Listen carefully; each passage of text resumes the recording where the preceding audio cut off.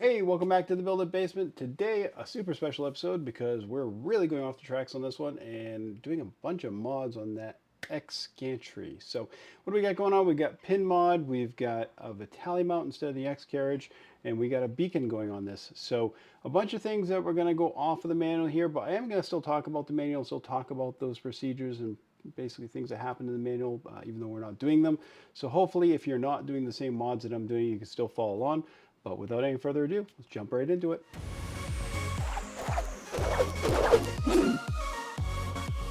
Welcome to the Build It Basement. All right, so let's get on with this X-axis, which is going to be a little bit different than the manual. I'll warn you first, full up. Don't usually like to do a lot of these too different than the manual, but there's a lot of things that I think can be better, so we're doing them. All right, so X-axis. There are sides here along with our belting areas here and here, and then we have our X carriage here in the center, which we completely won't be using. We'll get that in a moment, but we're not going to be using that. We're not going to be using inductive probe. A lot has changed. Old school, very inexpensive. Inductive probes work great. Don't have a problem whatsoever. I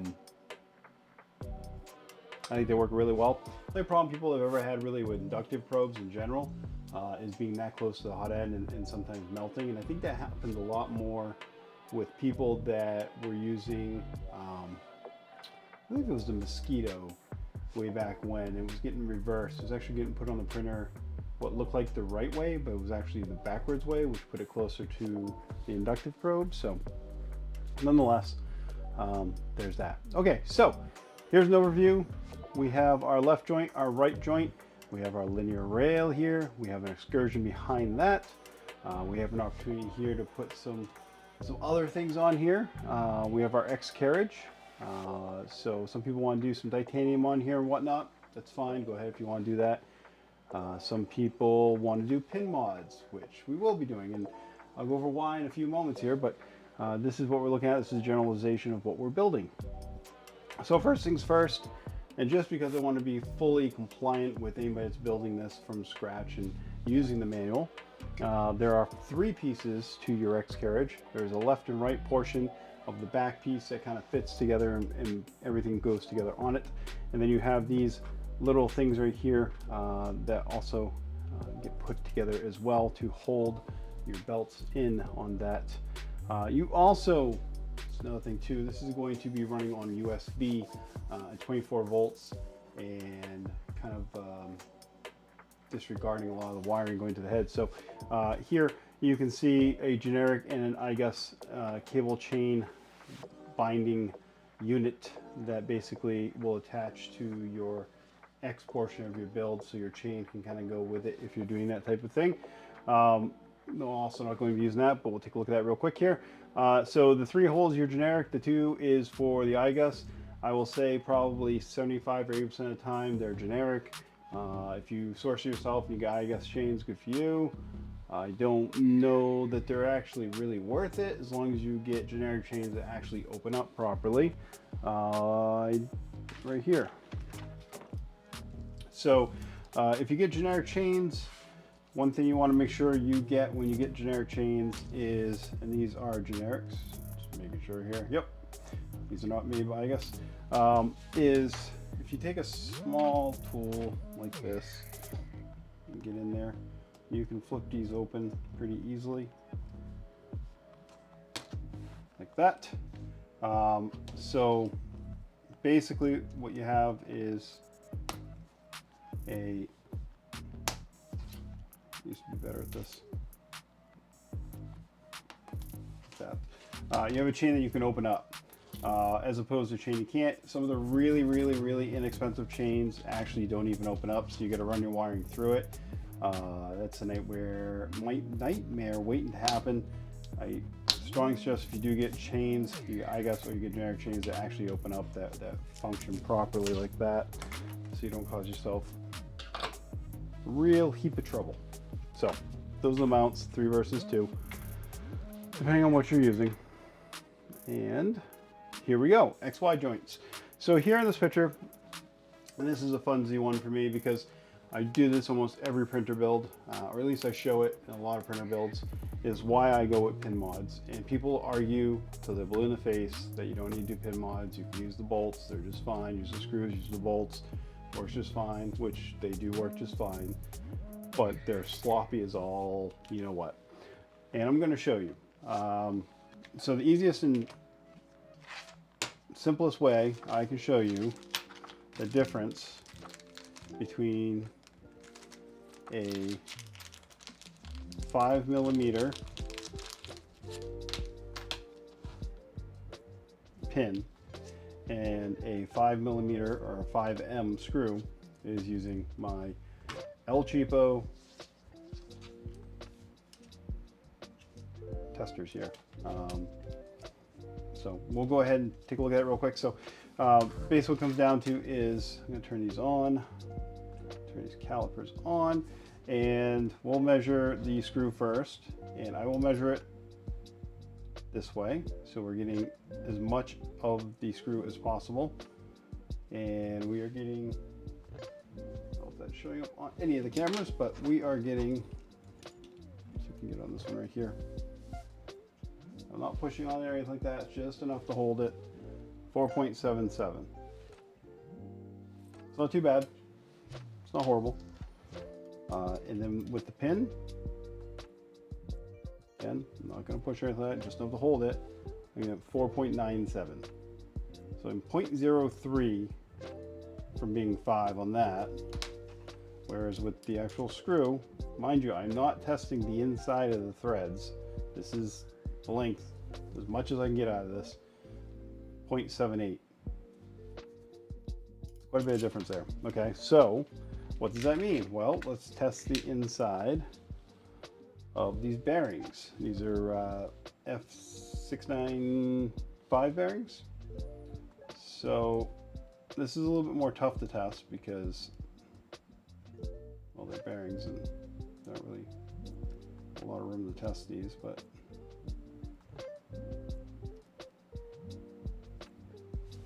so 4.95, 4.92, depends on whether or not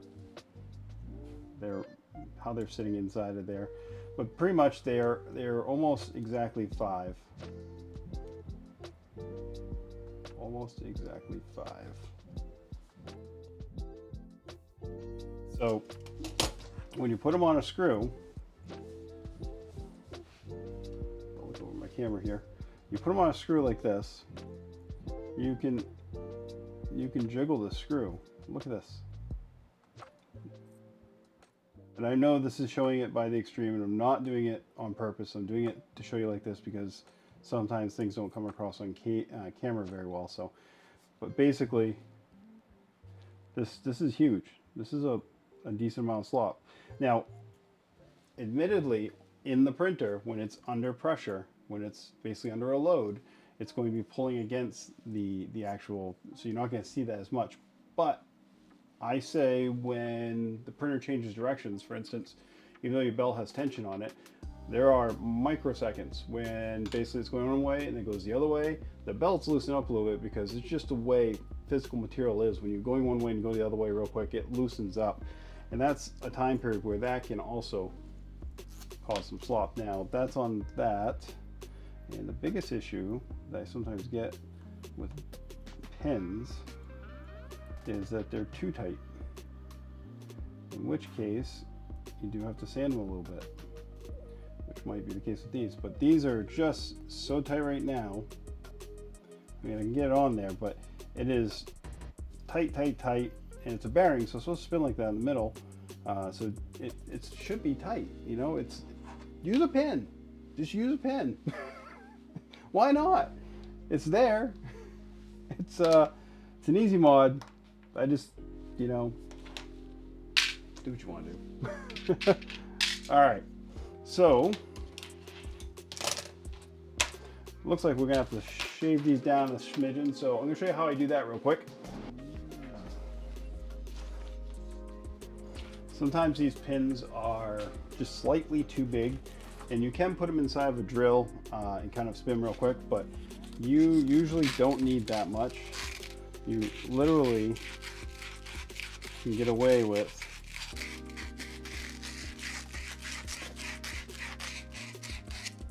just some light sanding on these.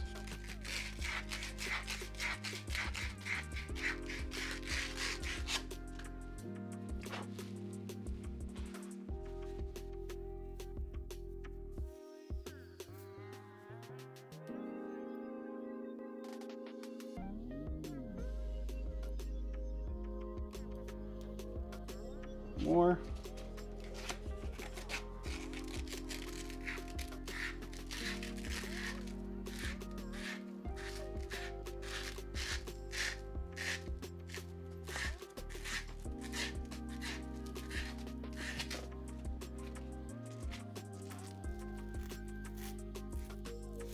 I'd rather have these be a little bit too big and sand them slightly than have them be a little bit small and sloppy, because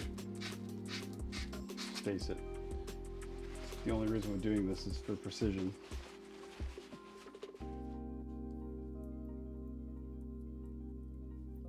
We're getting there. Try a little bit of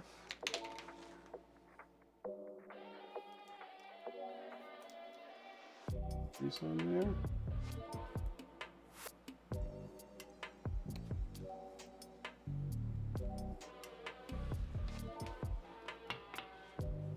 I think we can get that on now, but I'll go ahead and get the rest of these all done.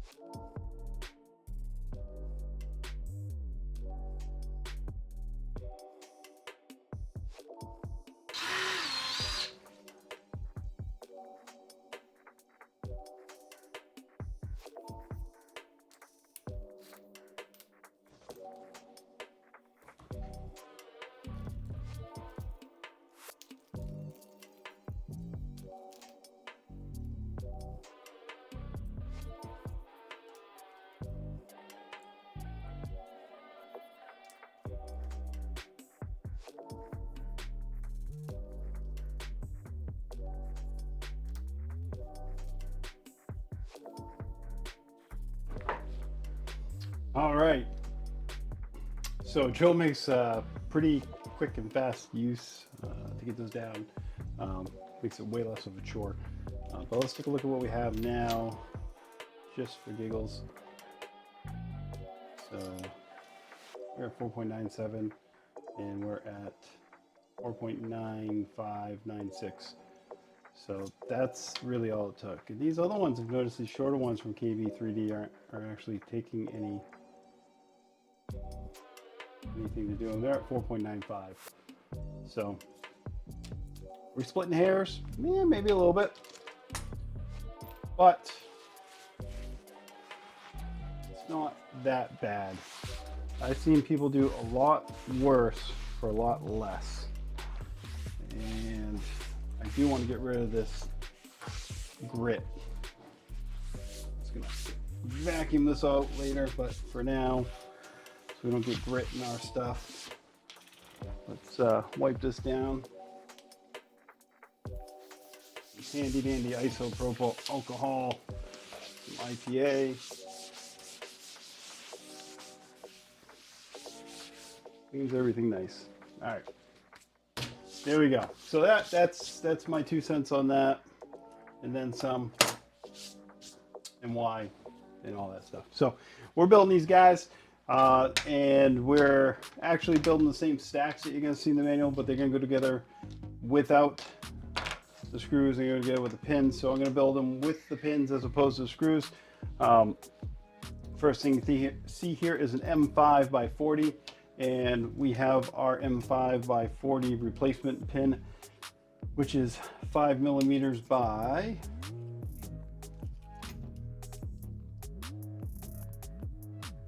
40. Exactly.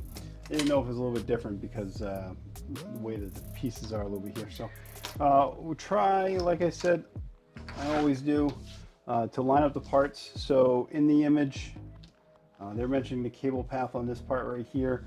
at the keel path right there. They're showing us putting the screw in through here, which we can't do. So we're going to put it in through the back, which we can do. And it kind of gets stopped over there, like that. A little bit shy of flush. But there we go. We flip it over, face it like this. This is how it is in the picture. And we have our patented, not so much, but should be, our Voron stack. Just our standard Voron stack that we see time and time again. Nothing wrong with that. I like the Voron stack. Just gonna dab a little grease on that like that. I'm gonna cover off that. We'll use that a couple more times here. So what is a Voron stack? The Voron stack is comprised of M5 washers or shims. Shims are much preferred over washers. Washers tend to be stamped out, where shims usually are cut or machined to be a little bit more precise. So if we're being precise, we want to try to use precise parts other than our pins here. We want to use a shim instead of a washer, but you can get away with a washer. Just make sure your washers are clean.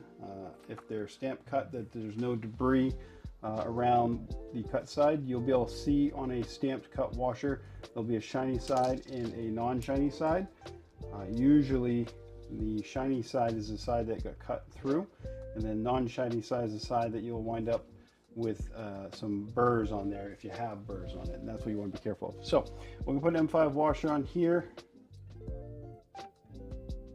like so. We're just going to follow the pictures. We're going to put a bearing with the larger shoulder downwards, then a bearing with the shoulder upwards, and then another washer like that. And that is our basic, very, very basic stack right there. Do that quite a few times over the course of a build. And then right here, we're going to be mating up our bearing stack with our part. Again, since I am not building this with the screws, I do not need to put the M5 nuts in, but you normally would if you were doing that. So the easiest way to line this up is you want to look for this groove right here, this cutout that is located on both parts, and you want those to line up. Now the odd part is you feel like it should go like this, so these parts are overhanging each other, but in actuality they're not going to do that. So what's going to happen here is this part right here, which is because of my printing method here, the way I did this with the colors, you can see that the key for the extrusion is right here, and the key for the extrusion is right here, along with that wire guide. So this is going to go in to match up with the other. Actually, do I have that right? Ooh, I have that wrong. That's right there. So basically like that. So we have our wire guide right here through the side. We have our extrusion keys lined up, and that's our part like that. But what they haven't had us do is put the other part in there, a 20-tooth idler, which are in our bag with our gates belts.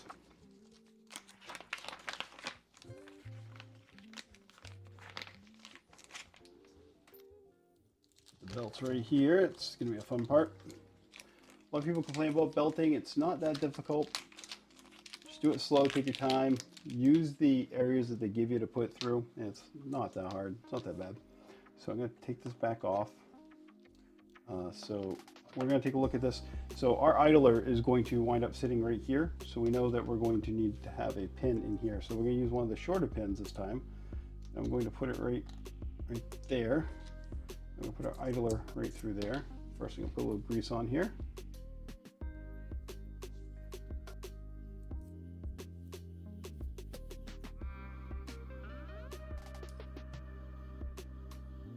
And we'll line up our parts.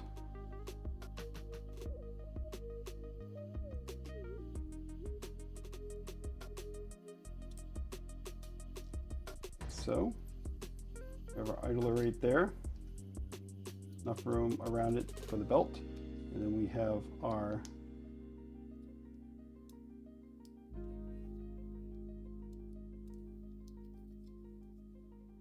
bearings right here. Now, it looks like, did I forget a bearing? I mean, did I forget a shim? I did. Oh, it fell off. That's why. That's wondering what was going on there.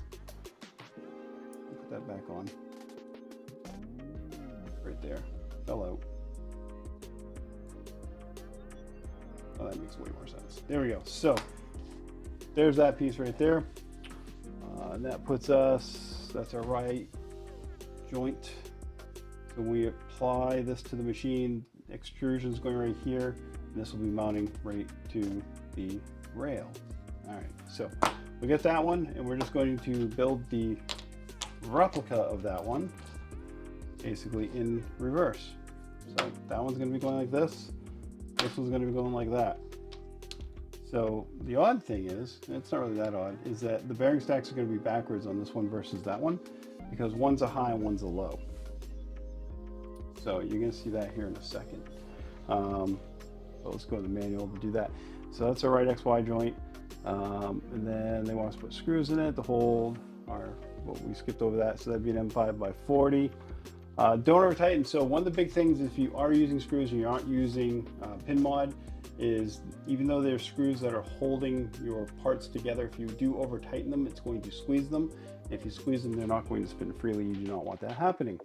So on the left, again, we'll take our parts out and we will do like they show. Let's see, our 40 is going right here. We're going to do a bearing stack again. We'll put a little grease on this again.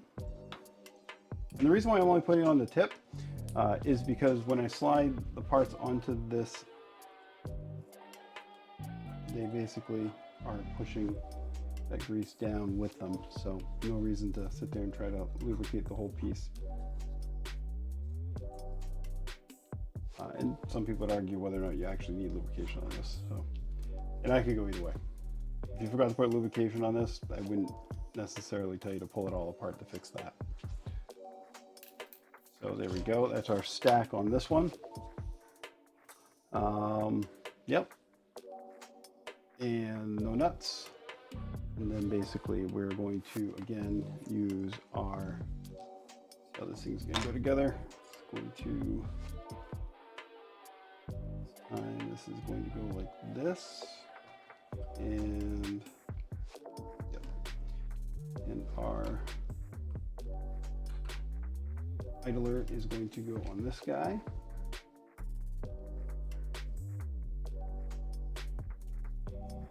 Right here. And we're going to push this all together like so. And there we go. So these pin mod parts, these right here, they have stops in them. So you can't really, well, you could if you really tried hard, but it kind of stops you from pushing those pins too far. So keep that in mind too. It's kind of nice. So not only do you have to worry about over tightening them, but they, the pins will not fall out. They don't just fall out. I've never seen a pin fall out. I won't say it won't because somebody will fix that problem. All right, so on we go with the X-axis, M5 T-nuts. We need 4 of them, and then we're gonna need a bunch of M3s. And we're gonna mind the direction on these. It says insert T-nuts as shown as highlighted. So basically we're going to insert them with the hole facing towards the end on both of these. If I can manage to get them in correctly, that'd be great. So.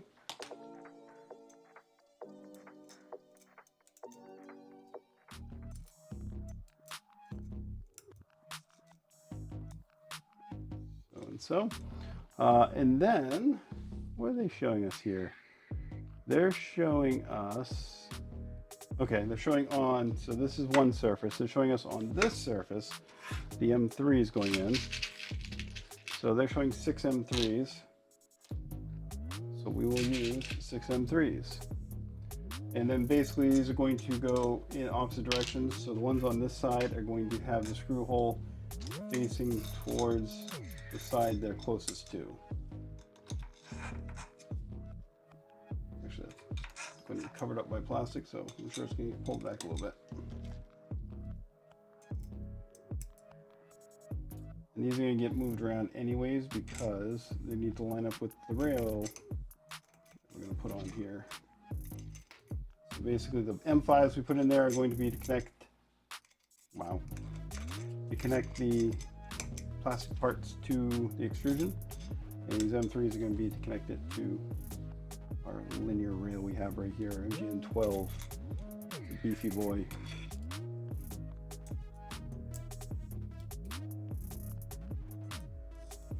And we're gonna see how close we can get with these. Kind of a fun game for me here. Hold on. Let me play for a moment. Let me see. Let's do that and that. Do that. That.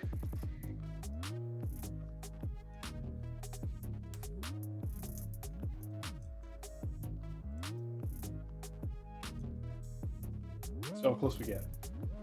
All right, so there's that. And then a little bit lower down here, we got some M5s again, and two of those, and they're facing outwards again on these ones. We're basically just rotating this thing over as we put stuff into it. Fun. Okay, so M5s, rotate backwards, M3s, rotate backward, M5, one on each end. There we go. Let's see here. Show as highlight E-extrusion. Oh yeah, this is the E-extrusion, which is same size as the one we have on the back of the printer, across the back. And then we're going to put the MGN 12 rail on. Okay, so that's fun. For that, we're going to be using a bunch of M3x8 screws, and we're going to be using a tool that we should have printed. Before I do any of that, I'm going to dose these guys up with a little bit of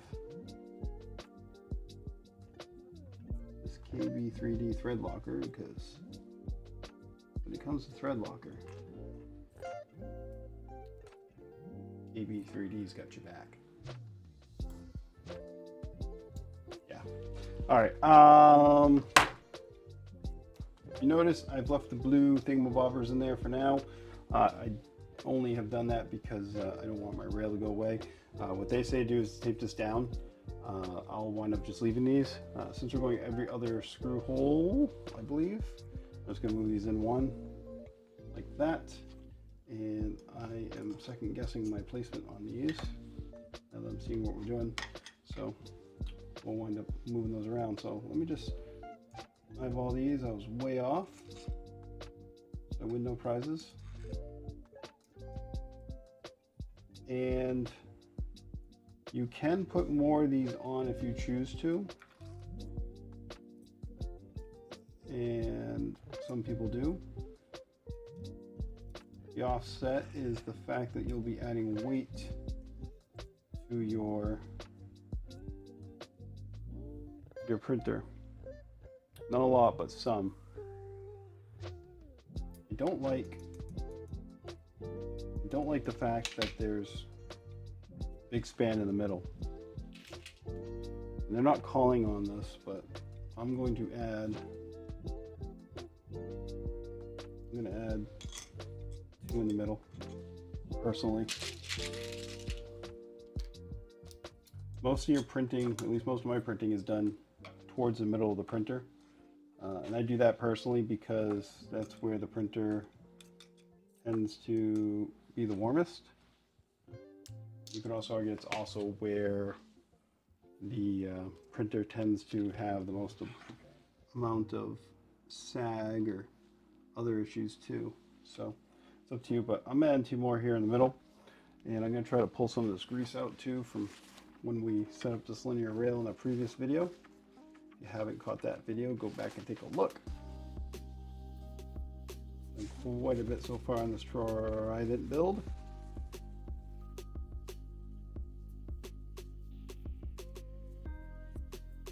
Don't know, can't imagine and a grease-laden screw is going to have the same positive effect of thread locker on it as a standard screw with metal threads and no grease. So, yeah. All right, got that on, and then we're going to use these guys right here, which you should have. You should have seen these before. We'll line this up a little bit, like so.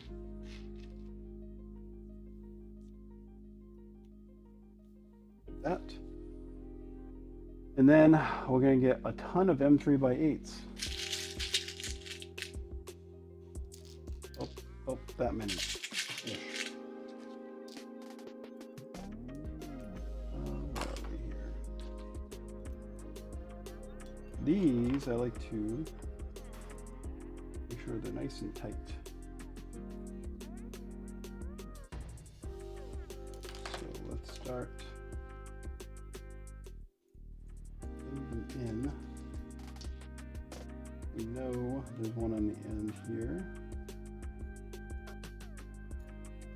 We skip one.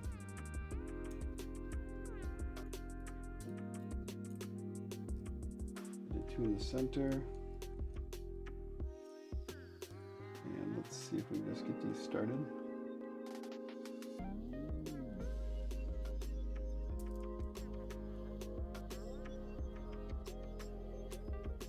Everyone, the neatest thing about these T-bar drivers is because there's additional weight on the far end, give them a good little twist and they'll momenticize the rest of the screw threads. There we go. All right. Nice and loose. What does this say? Centered rail insulation guide, mud carriage, dropping off likely, da-da-ding, da-do. All right, so we're gonna go ahead and tighten this all the way down. The way I like to do that is I like to start from the center and work my way out. So I'm going to start from the center. Good little tweak. Actually, did they say, they're not saying on here what the space on the end is. So,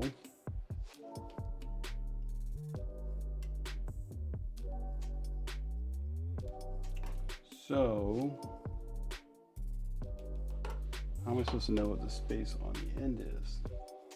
Well, I guess we'll just even it out. How about that?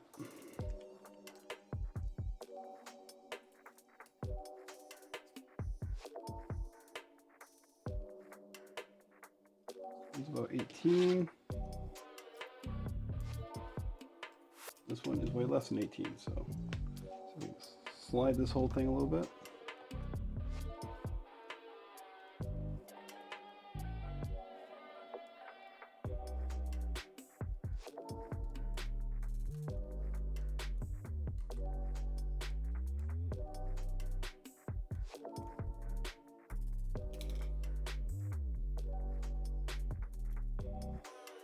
We've got roughly 13.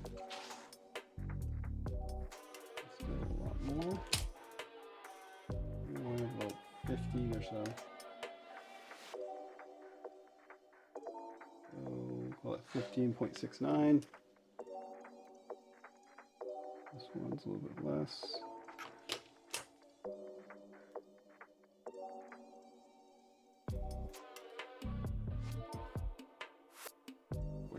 .5,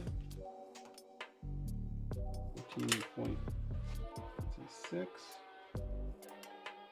and I'm really starting to split hair here. So 15.23,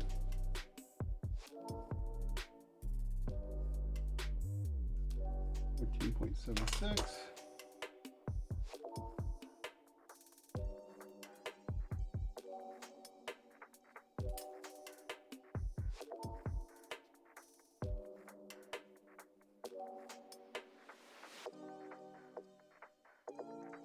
15.12,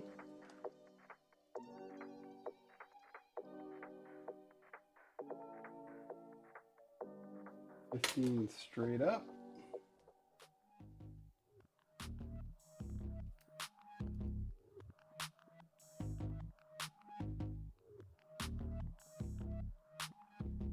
Fourteen, 4, 5.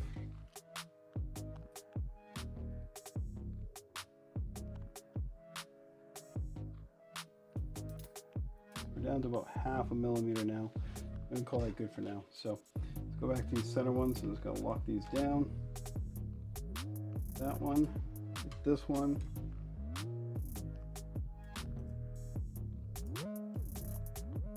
And work our way out from there. All right. So do that. These out. Turn up this one. Turn up this one.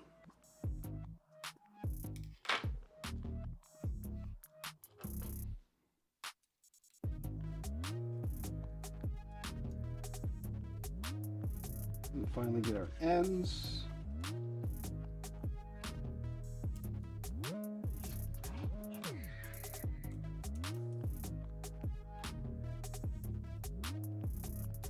And give one last tweak. Start center again.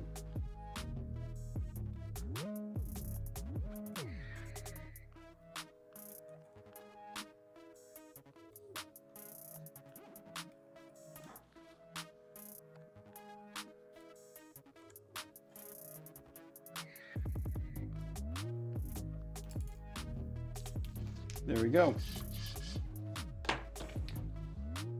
Cool.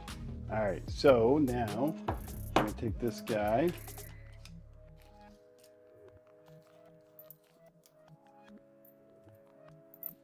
Clean up our workspace a little bit here.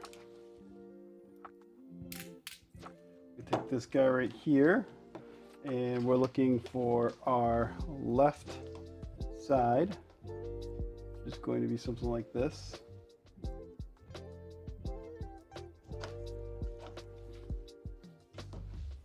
And our right side. And that is how that's going to be. It's going to be mounted from the inside up. Let's see how our spacing worked out here. I think that worked out pretty good. Could have left a little bit more over here for wiring. Oh, no, that's fine. But you know what?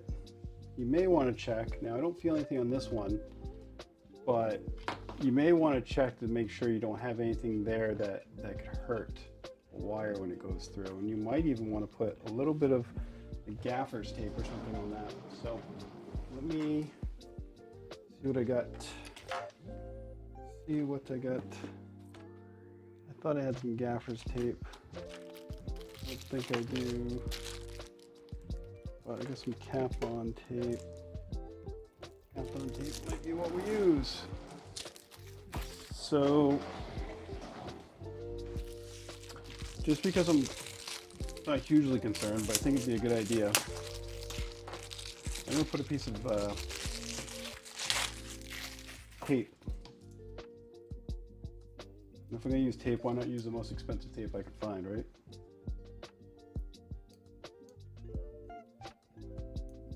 Come on.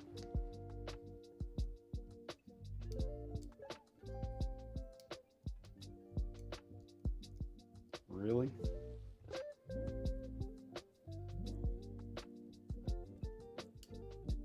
This is one of those sections where I can forego all of my. Nope, I don't have to. Like I say, forego all of my frustrations by fast forwarding in the video, but luckily, seemingly, I was able to do what I needed to do. So I'm just going to place a tiny bit of tape on this.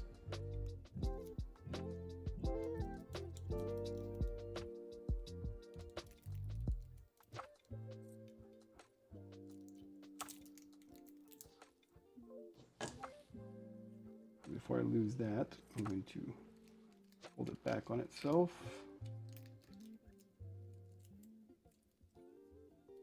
There we go, easy to find. And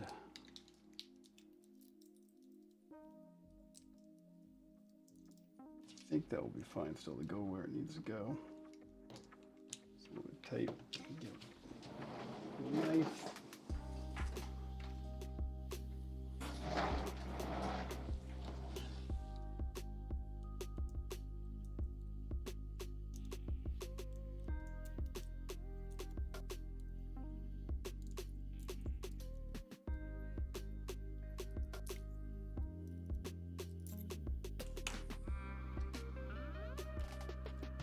Basically, I just want to protect the wiring that goes through there. Because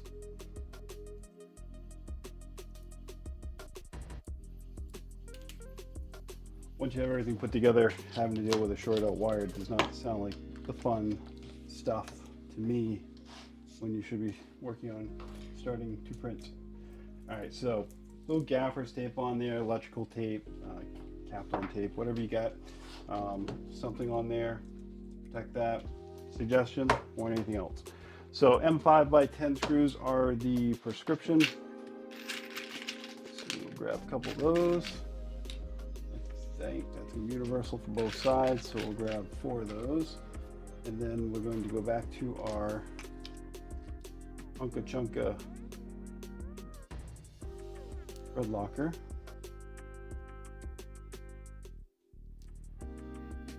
For these.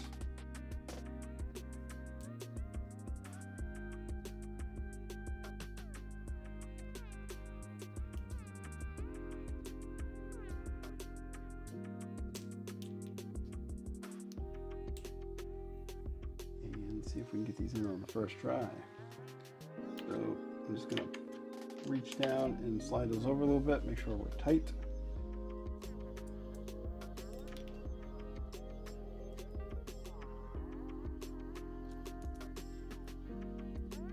You don't want to tighten these too much. Yes, is lightly tighten the bolts. Exactly what we're going to do.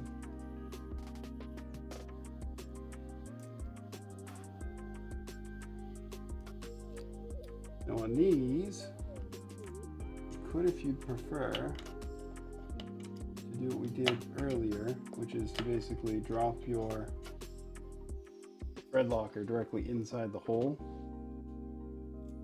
But it is my experience that on an M5 hole,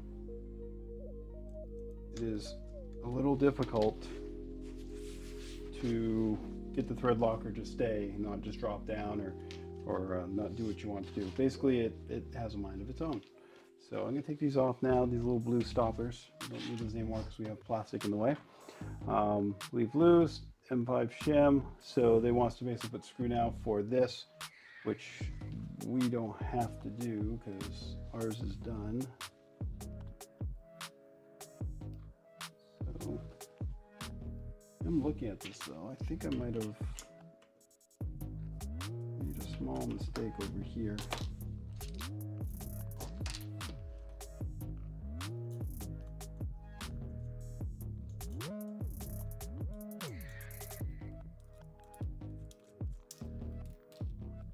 A while since I did a pin mod.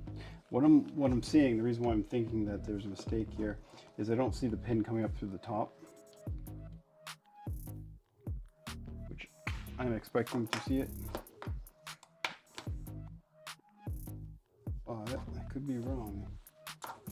So question is, will a 40 millimeter pin, I can't talk today, work there, or is that too long?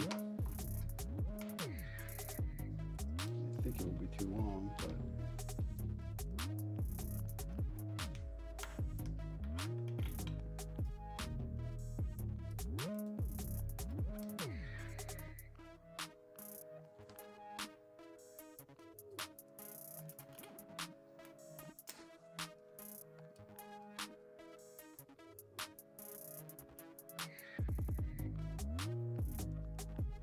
maybe not though. Is that shimmed at all? Did I miss a shim?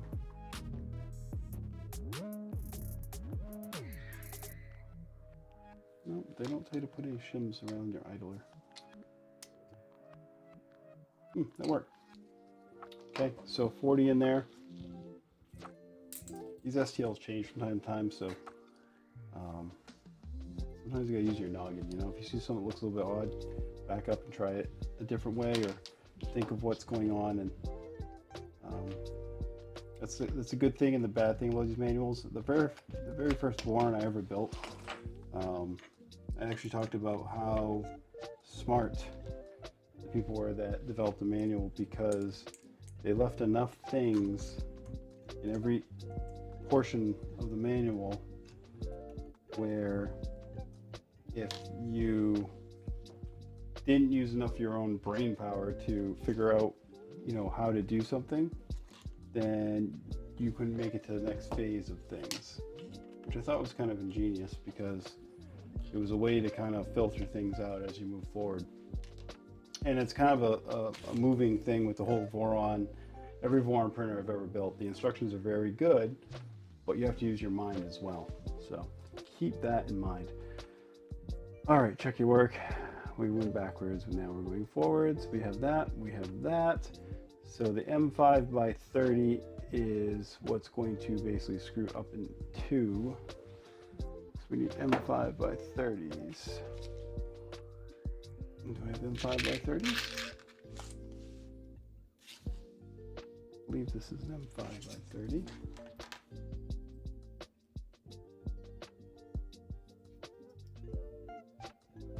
Yep. And these are going to screw through the back, and they're going to catch this other M5 here. Now they do want us to use an M5 shim on these, which is common as well. Never quite understood that M5 shim, other than maybe spacing issue. I don't know what specific, doesn't seem to serve a purpose, other than maybe not to dig into the plastic on the bottom. I don't know. I guess I could think of a couple of different things it could be doing. I don't quite know if it's doing any of those things, so I guess that's the gist of it.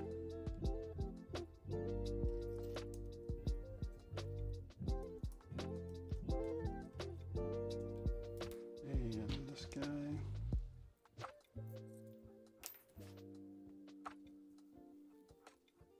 Good catch.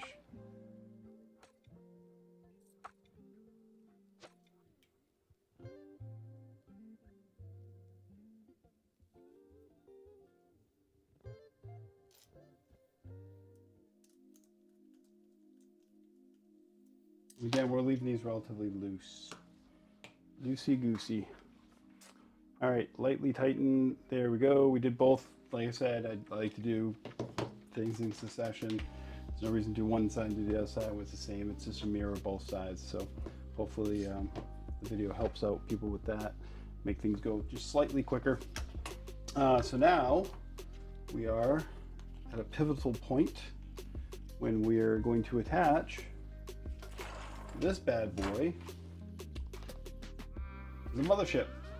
So let me get that slid over here.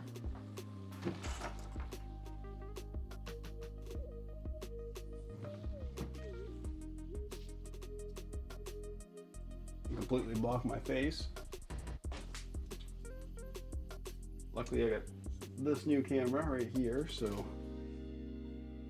that should help out. And we're gonna move these guys to a place where we can get to them.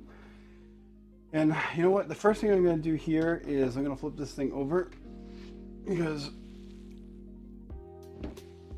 these M3 screw holes are perfect and just waiting for some liquid thread locker.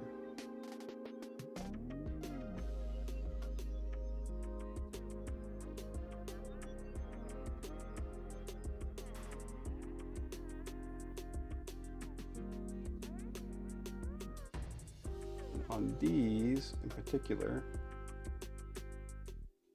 what I like to do is get it on there and then come back and just wipe the surface so there isn't a pile of thread locker on top of these, because as much as I don't think it matters hugely. I also don't think there's any reason to tempt fate in terms of what you wind up with. So, for some reason, even though they had us flip this thing over previously to put things together, they want us to put these screws in upside down. I'm going to suggest you don't do that. So, right here,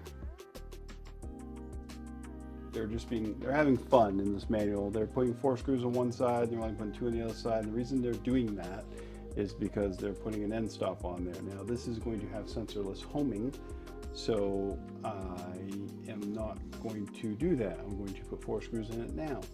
So that's why I'm doing this. So M3x16 is going in. Let's make sure these are the right ones.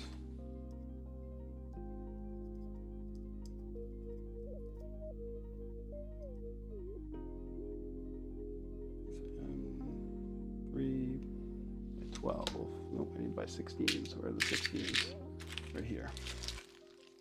Tensor 3D. So these are going in. Basically lock this onto the rail.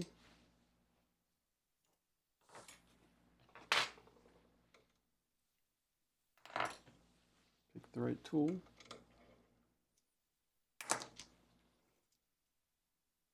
Remember, the thread lockers are in the holes, so I don't need to put it on the screws. Normally, again, you're skipping 2 of these bolts because you're going to be attaching an end stop using them.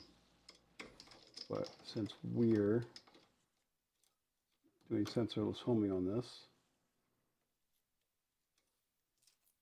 that's not going to be an issue.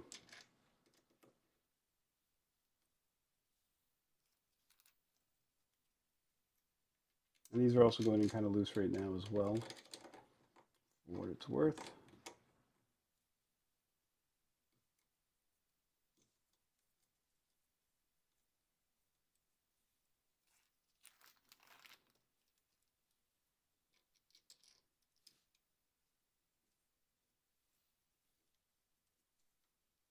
Keep checking over my shoulder, see if at least 2 cameras are picking up what I'm doing at all times. All right, so we have all those in. Does it say anything about loose or not? It doesn't really say anything about loose or not. So I'm gonna go ahead and, I guess, tighten these up a little bit. There's 4 of them, so there's really no wiggle room, if you will, in terms of play. So I'm gonna tighten these ones up. But do keep in mind that these are metal to metal joints or joinings, because we're going from a screw into the linear rail below them. With a chunk of plastic in between them. So a chunk of plastic is going to do 2 things. One is it may forego the need for a thread locker, in all honesty, because it's going to provide a sponge surface that binds the screw. But on top of that, and more importantly than all that, is it is a surface that can compress and deform if you tighten it up too much. So be careful. There we go. All right, so we do not have this bridge. If we did, so if we had that, that would be going on over on the side here, be mounted for attachment. We don't have that going on today though. And let's see here. Now they want us to square the gantry. Now there's a bunch of videos on how to square the gantry, but I'm going to tell you a quick and dirty way to do it that I like to do. Well, so you hear that? So what that's telling me is my gantry is slightly out of whack. Because if you can come over on one side and it's tight and the other side is not,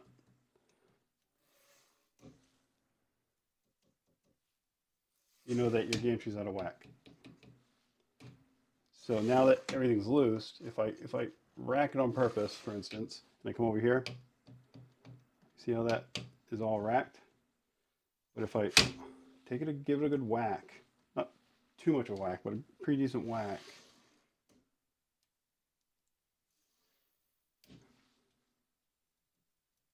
it will line itself up.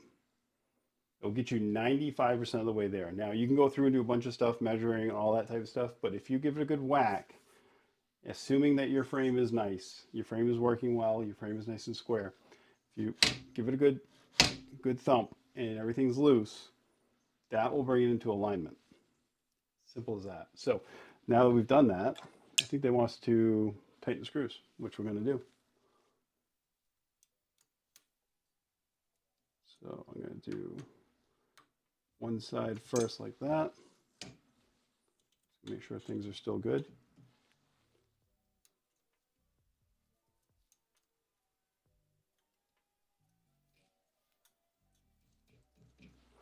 And then come back over here again. And again, these are surfaces that are plastic sandwich, if you will. So we don't want to go crazy tight, but it is our gantry, so we want to go relatively tight on these.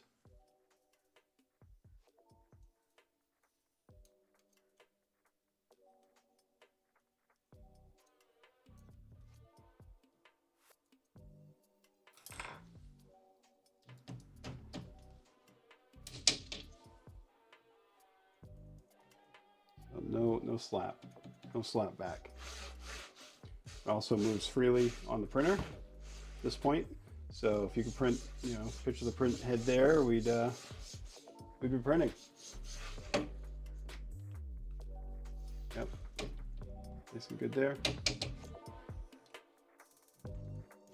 Nice and good here. Yep. So where does that put us? That puts us to the end of this. Awesome. One more thing done. All right, that's the end of the video here for the X Gantry on our Voron video series for the Trident. We're actually gonna have a continuation of this where we're gonna put on that Vitalli mount and put the beacon on and a bunch of stuff. But basically from this point forward, you're gonna see the bed go on and then we're gonna start working on those electronics. So a lot's gonna happen real quick here. So hopefully you stick around and I see you next video.